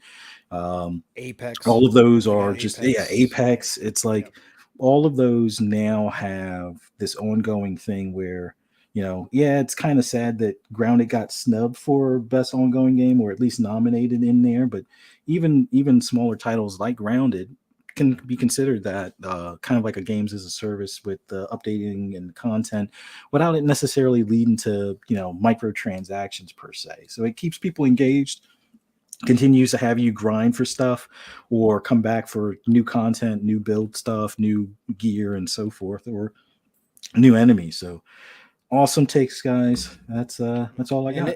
And if turn 10 hits too, Fuzzy, if Oh yeah, turn 10 hits with Forza Motorsport, I mean, again, you're talking about dominating a space with yeah. just the sheer amount. It may not be the biggest of the biggest, but just the sheer amount of games that they will have that can fall into that category Hmm. that are successful. There's going to be no denying it. They're going to have the stable of games that Oh just yeah, others really don't at this point yet. So Yeah, exactly, that's a exactly. good point. Good Awesome point. guys. Yeah, and what this is what I talked about as far as the Xbox being able to insulate themselves from the ever changing market, right? Like whatever happens, whoever yep. decides to go wherever direction, if something's popular, we can go there. We can do that too. If it switches lane and something else hits, we can do that too. We got plenty of studios. So them being able to insulate themselves and being ahead of the curve is paying off, at this current point in time and will in the future. So I want to go to before we get to some questions. And shout out to everybody still watching live. Appreciate you. You guys are all champs. What's up, Boba Fett? What's up, Zinc? Everybody in the chat. Appreciate all you guys for hanging out with us this evening. Before we get your questions and drop them in below, if you guys have anything you want us to talk about, I want to go to Speculation Town. I don't remember the last time. Did we go to Speculation Town last week? I think we didn't. I think we skipped. I don't think we visited last week. I We don't might have remember. I don't took a remember. break from Speculation Town, but Yeah. we're going back this week. God damn it! And I want to talk a little bit about Speculation Town. So shout out to if you're new here, it's the place we visit very often at the Shop Podcast. We have a co-mayor on the panel, so he gives us unlimited access to Speculation Town. You don't have to worry about a season pass. Nope. No extra add-ons. We're not gonna act like we're Ticketmaster and charge you all these extra fees and things like that. We got the co-mayor of Speculation Town on deck, so we get all of the nitty gritty Everybody stuff. gets the line skip pass here, or Oh whatever they yeah, call it at Disney World, right? So oh you yeah, just get to go right ahead. So we got some tidbits now. This is unfounded information. Sometimes we do this, but I'm always transparent about the information and where it comes from. I'll never mislead you and tell you it's like, oh, some official from some company said it, and unless that's actually true. So I want to talk a little bit about this. Somebody posted regarding some compulsion information. Now, this we've been talking about compulsion for years now. It's one of the things we've all wanted to see, specifically us three here on the panel. We do have some tidbits of information that we've gotten or compiled, I should say, over the years, right? In the DMs, we got some things. Pong, you get some things being the co-mayor. Fuzz, you've heard some things on the grapevine as well with the tea leaves and all of that good stuff. So we know it's a medieval kind of like, I don't know, I would say action RPG game ish kind of medieval type game. But there was also information regarding them working with Rare. I thought that was very interesting. Now, once again, this is unfounded, but we're in Speculation Town, so it does not matter. So I'm starting with you, Pong. One, about their just standalone game, the single player game, or just whatever game that they're actually making. Are we seeing that anytime soon? And then this idea that they're actually working with Rare. I don't know if it's a brand new IP or if they're assisting Rare with like Everwild or something. Are we talking about Compulsion? Yes. Okay. All right. So we're talking about Compulsion. So we're talking about Project Midnight is the Yes. code name for their brand new IP, right? And this is supposedly it's not going to be medieval. This is going to be Deep South stuff. This is going to be a Southern Gothic game. Okay. So for Southern Compulsion. Gothic. Southern Gothic is what it's going to be. I imagine kind of getting into the voodoo aspects of the South, that kind of stuff. This We did talk about that. You're right. Yeah, You're right. yeah. Mhm. So, when it comes to Compulsion, listen, this is a team making a big, giant leap. We've heard Phil very early on, I think even before the series consoles had launched, when they were talking about all the different studios and what he's been seeing from them. And he mentioned Compulsion's game as one of the ones he was looking forward to reveal to everybody. And that was a couple years ago, I believe, when he started that conversation. Compulsion, obviously, We Happy Few did not hit for everybody. It had its issues. I think I probably put 15, 20 hours in, maybe 10, 15 hours. Maybe I should say it that way. I can't remember for sure. I really loved what they were doing. I thought they took a lot of inspiration from Obsidian games, from like Outer Worlds and that kind of stuff. I thought they did a fantastic job. I thought that they showed a lot of potential for a small studio, creating a double A brand new IP. They took a lot of risks in that game. I thought some of the writing was fantastic. Some of the themes in that game were real and were really cool. And so I had a lot of hopes for Compulsion. And now what they're doing is they're growing and they're going to try to go to a AAA studio. And they've obviously, we've heard the story that they went to Phil after the acquisition and said, look, we want to grow. We need this, this, and this. We want to become a AAA studio. And Phil gave them their stamp of approval. And they started growing from there. So this is going to be a big, giant leap for them. I have faith in Compulsion. I think Compulsion, again, from what I saw, and I know some people have dismissed them and said, "Oh, we happy few," blah blah blah. I think that they're going to pull this off, and I think when we get to finally see this game, I think it's going to surprise us. And the fact that this is being described as a Southern Gothic type game, I'm all in on this because I can see that's different. That's yeah, different. and I love the aesthetics that they used, and we happy few, and we don't know what it's going to be like. We don't know if they're going a completely different route, but just the creativity they showed in We Happy Few gives me a lot of hope for this game. So I'm waiting for that to see what happens. Now, as far as them working with Rare, that's an interesting combo because you would think, well, Rare's got the experience, right? Rare does have an experienced team. Now, unfortunately, that experience hasn't helped them with Everwild. They've lost some very talented people out of Rare. Rare is certainly not the Rare of old that we grew up with, per se. But with, Rare, they've proven themselves with Sea of Thieves that they know how to put together a great game, and that they obviously still have a lot of talent behind over there. So the fact that they're teaming with Rare in some capacity, or could be, I should say, we're in speculation. Allegedly could be working with Rare is a very interesting combination of teams. And I don't honestly know how I feel about it at this point. I don't know if it's Compulsion leaning on Rare or if it's Rare trying to get a fresh set of eyes on something from Compulsion. And again, the We Happy Few side of things, I could see why Compulsion and Rare might work together, and Compulsion might bring a new spin to something over there. So I guess overall, I'm more curious than anything if that turns out to be true, what it could possibly be or potentially be. Maybe Compulsion is helping them with Everwild in some capacity to try, because it seemed like Rare had the components, like they built everything, but they didn't know where they were going with Everwild. So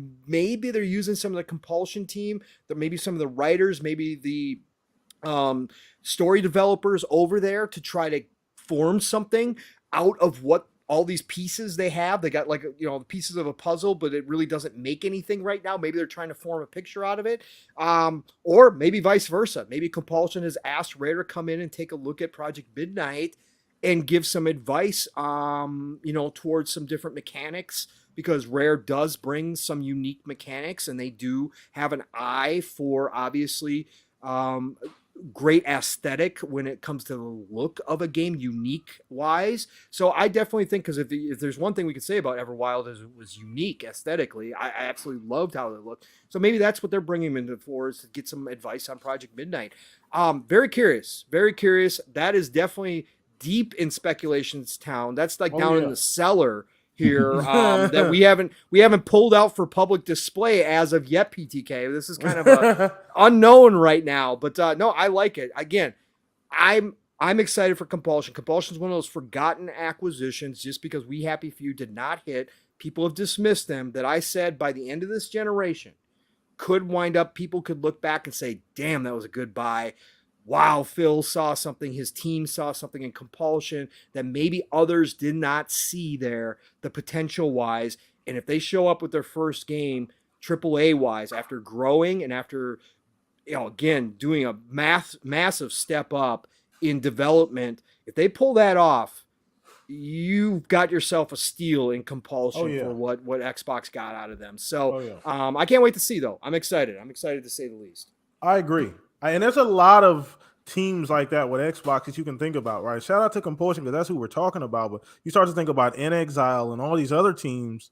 The teams that they picked up when they got Yeah. In Exile is the other one Zenit. too. Yeah. Not to go on, sorry, not to cut you off, No, but In you're Exile good. is the other one because of the style of games that Wasteland were, because they were more niche than other games. People kind of dismissed In Exile too, but In Exile is taking that next step into AAA development as well, and they've grown dramatically. Now, the They're one making thing a with In looter Exile, shooter. I don't know if it's a looter shooter, but like a third. yeah, something along those lines. I think that's the one that is which one is that? That I forget the project name on that one. Not God, there's so many Belfry. projects. No, Project Belfry is a third party game from the guys who did oh my god, my brain is not functioning. The strategy games as well. But In Exile, the one thing I will say is their writing is up there top notch with the Obsidians, Bethesda's, etc. of the world. So In Exile now taking that next step graphically, as far as moving to a AAA space, I can't wait to see. They are another one that could shock the world here, and I think they're ready. They're getting ready to show something soon, maybe the Game Awards. But I think In Exile is going to be another one of those acquisitions that people look back on and go, "Damn, Xbox scored big time." Remember what Matt Booty said about they got all of the studio heads together and everybody showed what they had, and when Exile showed theirs, everybody's jaw hit the floor. Yeah, Project. It just popped in my head. Project Belfry is the one from the creators of Banner Saga. Okay. The Banner Saga trilogy, which is fantastic strategy turn-based game. Awesome game. The graphics, the hand-drawn animation is amazing in that game. But that's the one that's doing Project Belfry. Okay. All right. Well, we're looking forward to it. Once again, you said it, Pong, like these could pay off huge dividends. These are like just not unknown, but like they kind of fly under the radar. With everything going on, the ABK stuff, all this other stuff going on, they kind of fly under the radar. We haven't, to be fair, there hasn't been much to talk about. So, I mean, you know what I mean? Let's be honest. There haven't been very much to talk about. So they're kind of flying under the radar until we get some more information as to what these games are. Pong, I hope we see something soon from In Exile or Compulsion.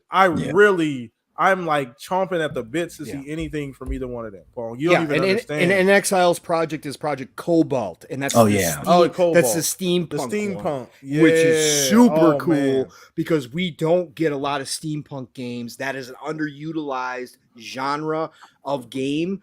And In Exile working on a steampunk setting, like London style, like Order 1886. 1886, thank you, which was underappreciated game. Again, whatever, you can talk about it all you want, but graphically an impressive game. But if they bring in that steampunk look to it and feel to it, again, that's going to surprise people because it's not going to be able to be lumped in with, it's just another high fantasy game or, it's just another sci-fi game. It's really going to stand on its own if they pull it off because it is steampunk. It's going to be interesting to see what they do. I can't wait. Yes. I can't wait either. I'm so hyped. You don't even understand. Like, because once again, this is what you talk about. The theme here is growth. These studios are growing. They're taking that leap from just making smaller experiences. Shout out to In Exile because they've made some classics, albeit kind of niche classic games. Classic games. Yeah, Wastelands were definitely that.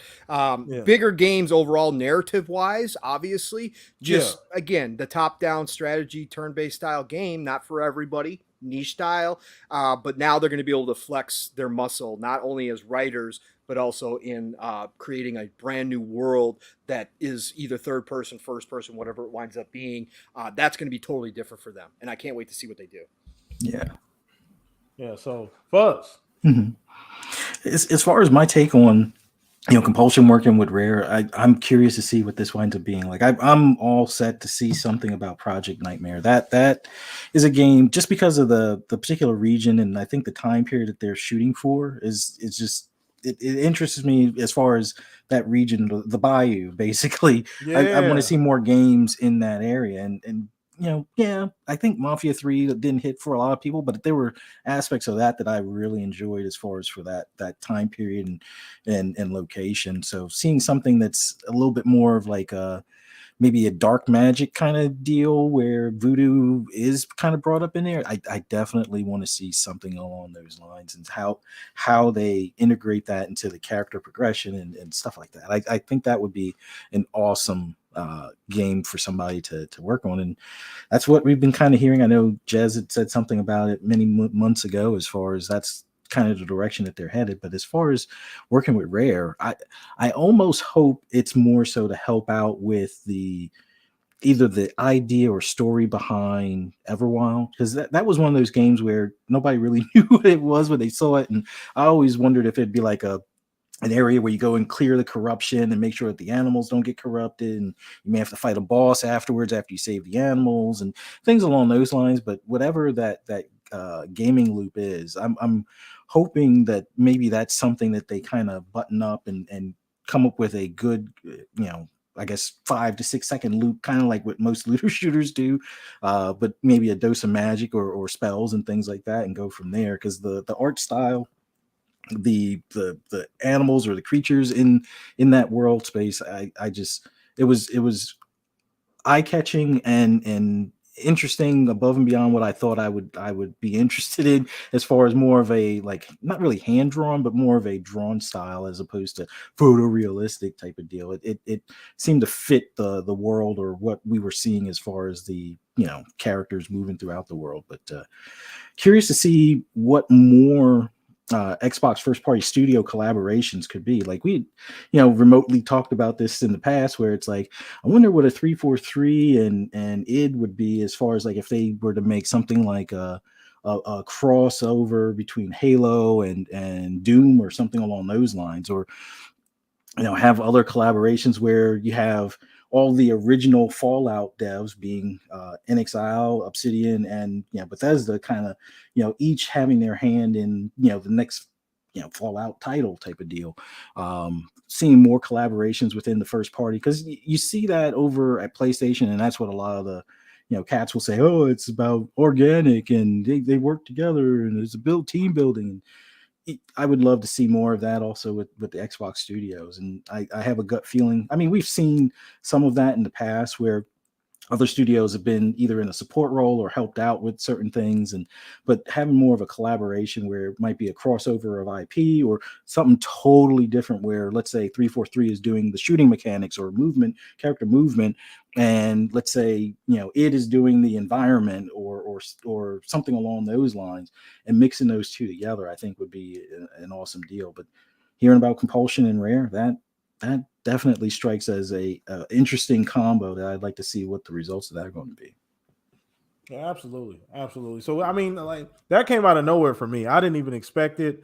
We've talked about Compulsion and what they got going on and what possibilities are, what the game could be, off and on for the last few years on this show. So to get anything regarding that game, is just, whether it's like actually 100% true or not, or however close it may be, that remains to be seen. But just hearing anything, getting that talk generated about the game again, is what I'm interested in, and I just want to see more from all of those studios, man. So, anything else we can dive into here? What we got on the waiver wire and the DMs, Pong? Anything in there that we may have missed tonight? Chat, let us No, know as well too if you got any questions. I mean, Go ahead and drop it. obviously we got the ABK stuff. I mean, You that's know what? always here. I I was thinking about that. I'm like, I don't know. That's like the third week straight we going into that. I don't know. A big heads up for everybody on Xbox Two. Just a couple quick hitters here. Need for Speed Unbound. A lot of people are waiting on that coming up this week. The 10-hour trial, so everybody does understand, because there's some confusion out there, but it was clarified this week. If you are a Game Pass Ultimate subscriber, you get the 10-hour trial, and it will start at the early access time. So on Tuesday, nice, you will be able to get into Need for Speed Unbound with the 10-hour trial. Another big bonus to having Game Pass Ultimate, which includes EA Play, as we all know. But that's going to be huge. So I did want to throw that out there.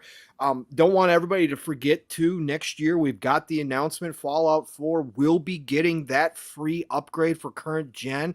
If you don't own the Game of the Year edition with all the DLC and you're looking forward to Fallout 4, it is on sale right now for $10. So, again, they resold the Skyrim one when they, again, I'm part of the problem there. I did finally rebuy Skyrim after all these years for all the content, but that update next year is going to be free. But if you want all the original DLC, right now you can get Game of the Year edition for $10, which is a great, great deal if you don't already own it. I know a lot of people do own Fallout 4, but listen, for $10, if you want the added DLC, it's worth it. So I'm definitely going to be hopping on that as well because I don't have the Game of the Year edition. I had Fallout 4 on PlayStation. So I will be picking that up for sure. So I want to throw that out there. Another game to be aware of that nobody's talking about because it is way under the radar. Nobody knows about this game. I don't think I've heard anybody talk about this. I came across it by accident by going through the store on Xbox. It's coming out next week. We got a lot of games dropping next week: Midnight Suns, Need for Speed Unbound, and of course Callisto Protocol. So we're going to be flooded with games. If you're looking for, I don't know how many people remember Dragon's Crown back in the day from Vanillaware, published by Atlas. It was a side-scrolling, hand-drawn, hand-painted artwork backgrounds back in the PlayStation 3 days, and obviously it got updated for PlayStation 4 and Xbox. But Dragon's actually wasn't on Xbox. I don't think they did that. But Dragon's Crown was beautiful, gorgeous side-scrolling RPG game. There's a small studio, and I believe they're out of China. They've created this game called Sword of the Vagrant, and I want you guys to go check it out in the store. If you're into side-scrolling RPGs, this is hand-drawn. They basically ripped the same style straight from Dragon's Crown, which is absolutely gorgeous. It's $10, folks. $10. Brand new game launching next week. Sword of the Vagrant. Go check that out. Again, that's one of these little unknown games that probably not a lot of people are going to play, but it looks incredible. The devs got a ton of videos out there. You can watch gameplay. It's got skill trees. It's got loot. It's got everything that you expect out of a side-scrolling RPG with absolutely fantastic graphics. Go check out Sword of the Vagrant. So I just wanted to get those small topics out of the way there. Definitely check that out. $10. You could go a lot worse for $10. Let me tell you. So I just wanted to throw those out there. But otherwise, PTK, I mean, the smoke from the ABK deal continues. Yeah, it's still looming. Yeah, it really does. For anybody who's tired of it, I understand. You better pray that this does not go to courts or that they don't have to fight it, because we're going to be talking about this for years if that's the case. Okay. Yeah. So, but obviously this week it was, and I'm not even getting into the Microsoft response. The Microsoft response was 111 pages.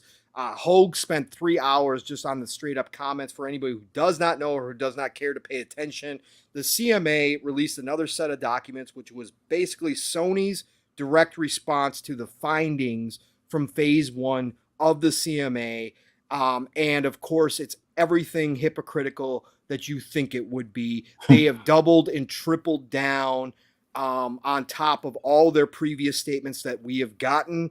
And this comes on the heels of the clarification that Microsoft has now offered them a 10-year extension to the contract, and that is obviously not good enough for Sony either, and their statements reflect that. They basically say that this is going to give Microsoft the power to increase prices on their consoles and the games, which is something Sony already did, but Sony says that's different. No, that's different. We had to do that because of the economics of the world. That's not really what we're talking about here. Listen, you can go read it. Go watch Hogue. Hogue did a 3-hour live on these comments. It is obvious that there was never a deal that would satisfy Jim and PlayStation when it came to Call of Duty. They just used Call of Duty as the weakest point that they think is the weakest point in this whole deal to try to get a sympathetic ear. There was never going to be a deal made between them where Sony was going to back off and say, okay, we'll allow this deal to go through without a fight, or that we're okay with it. That was never the case, and that's more than obvious now with their latest set of comments. They are trying to kill this deal completely, 100%. If they wind up getting some concessions out of Microsoft, Jim and PlayStation will obviously have to be happy with that. But at the end of the day, there was no deal ever to be made about Call of Duty, period.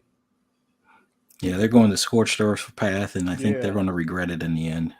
Yeah, That's just they my two certainly could. cents. They Yeah, certainly could. baseless arguments at this particular point. Looks desperate. It doesn't seem very confident from a company that should be. I mean, your game just sold 5 million copies in 3 days. Like, I mean, you should be building on that momentum. Mm. Rather than No, this putting is all this energy into some. I get it, right? Like the old adage that's their job. They're supposed to do that. I yeah. completely understand. But at this point, based on the actual like reality, like just forget all of the stuff that we talk about, all the conjecture. Based on reality, the arguments don't make sense. It's one Correct. plus one equals three, and it doesn't make any sense. It's a baseless argument at best, and at best, it looks like it's just trying to slow the process down. And to me, in my opinion, I've always said it's just buying time. We need to buy time, get to where we need to be, get these 10 or 12 or up to 15, I can't remember what the exact number is, games as a service games we got in the oven right now. Give them more time to get where they need to be. That way we have something to show, we got something to get our fan base kind of excited about. Mhm. So I don't know, once again I could be a little off base. Chat, let us know. But They're just not doing themselves any favors here. I've been waiting for a legitimate argument out of Sony this entire time. I thought eventually we might get something that had some meat on it, but they continue to just increase the hypocrisy, the gall that they are out here. Again, I've used this analogy time and time again because it's the easiest one for me to picture. This is truly the king who got on his throne, got extremely wealthy and rich, and sat back and said, "We've got nothing to worry about anymore. We're going to rule this kingdom forever. Nobody can touch us. We're going to do it our way." They let parts of their army, they dismissed parts of their army thinking they didn't need them anymore. That being all the other genres of games that they let go by the wayside, all the IP that they threw in the closet, and they said we're just going to focus on the spearmen and the archers, and that's all we need to defend this kingdom. And suddenly, a forgotten and dismissed another kingdom appeared on the horizons because they got backed by a much richer parent, and all of a sudden they showed up with a whole army and said that we're playing by new rules here, and this king was not ready for that at all. And here we are. They are now out here begging for anybody to listen to them, to come help them defend their kingdom, because the mercenaries that they hired to make up their army suddenly are joining the other team, and they got no response to it. And that's about the best analogy I can come up with. It's crazy what's happening here, but Sony, again, this is not a position of strength. They are doing what's necessary. Again, I said that from the beginning. From a business standpoint, you do whatever. You don't let your competition just roll up and say, "Hey, we're changing everything." You don't do that in business, no matter what your position is. But the fact is now that they're doubling down without any legitimate arguments. It's more just, this is unfair. That doesn't really work, and it makes it look bad. It really, really does for Sony at this point. But they don't care at the end of the day. They get a sympathetic ear, which it seems they found between the FTC, the EU, and the CMA. They found sympathetic ears. They found governments who want to overstep their bounds, which is the norm in 2022, unfortunately. Mhm. They found those places, and they're hoping that, like PTK said, they can tie them up for years in legal battles, or the greatest outcome they possibly can hope for is they make Microsoft walk away from this deal. But Activision, one of the senior members over at Activision, came out this week as well, and she posted on Twitter, "We're ready to fight this tooth and nail. We will defend this deal. We believe this deal is good for everybody involved, including the industry, and they're ready to defend it as well." So looks like we're going to come down to that, and we're going to find out exactly where everybody stands on this, and hopefully, again, we can get out of this and get this through by next year with some concessions. As Hogue put, they've got a $3 billion war chest just sitting there, because if this deal doesn't go through, they got to pay Activision Blizzard $3 billion. So if you're looking over at that and saying, "Look, we walk away, we automatically give up $3 billion," if it winds up in a legal battle, you kind of look at that war chest and say, "Actually, we got $3 billion to spend on legal battles. Not that they're going to need all that, but why not spend it and Yeah. fight it, right? If you're going to go all in, why just walk away and give away $3 billion when you can use a portion of that war chest to fight it and take it all the way to as far as you can go with it? So it's going to be interesting for sure, to say the least. No, absolutely. I 100% agree. And once again, it's something, I get it, guys. Like, I get it, chat. I get it. It comes up on other shows. Shout out to everybody out there doing podcasts like myself, trying to keep this content fresh. But I mean, this is something that's going to continue to come up as long as it's extremely relevant to the future of gaming. It is. So it's kind of important that we talk about this. I get it. Like, every week there's not going to be enough to talk about, right? Like, there are going to be weeks where we don't even mention this, and we almost didn't bring it up today. You know what I'm saying? So but it's extremely important for all parties involved. It's going to shape the way things are going toward, within the next 6 to 12 months, we'll know what's going on for sure. Like, for sure, everything will be signed, sealed, delivered. We'll know either yay or nay at that point, and we'll be able to make a better educated decision. But is there anything else before we wrap up that you guys wanted to get into, chat or otherwise, fellas? Nah.